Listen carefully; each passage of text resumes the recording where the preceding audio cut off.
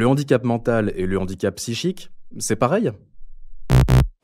Non, le handicap mental et le handicap psychique ne sont pas les mêmes handicaps.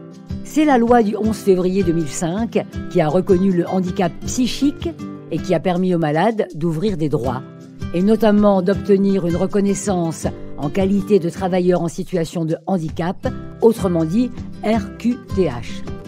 Ainsi, en France, on associe le terme handicap mental au handicap résultant d'une déficience intellectuelle, alors que le handicap psychique, lui, est associé à des troubles psychiatriques.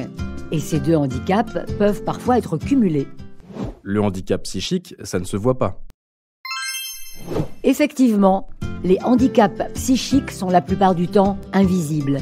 Ils sont issus de pathologies ou de troubles tels que la dépression, les troubles obsessionnels compulsifs, autrement appelés TOC, la bipolarité, les troubles du comportement alimentaire, la schizophrénie et autres psychoses, les addictions.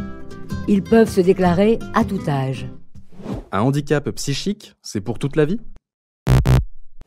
Un trouble psychique n'est pas forcément inscrit dans le temps pour toujours. Le handicap psychique peut être temporaire, s'il est pris en charge grâce à une compensation adaptée aux besoins de la personne. En effet, une dépression ne sera pas forcément chronique, tout comme un TOC, même si on en garde une vulnérabilité. Bien sûr, d'autres troubles sont chroniques et nécessitent un accompagnement à vie, comme la bipolarité par exemple. Les addictions peuvent être temporaires, mais devenir chroniques du fait des accidents de la vie. Si je suis porteur de troubles psychiques, je ne peux pas travailler. C'est faux. Le travail est un vecteur de lien social, de reconnaissance et nous donne une place, un rôle dans la société. Il nous permet de montrer nos capacités et de les maintenir. Ne limitons pas une personne à son trouble, mais concentrons-nous sur ses compétences. Chaque situation est particulière et demande un traitement, un accompagnement personnalisé pour favoriser le maintien dans l'emploi. La RQTH ne peut bénéficier qu'aux personnes porteuses de handicap visibles.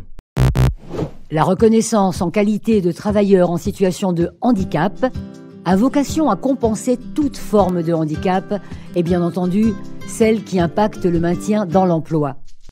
Il peut s'agir de diabète, d'apnée du sommeil ou de la maladie de Crohn, mais aussi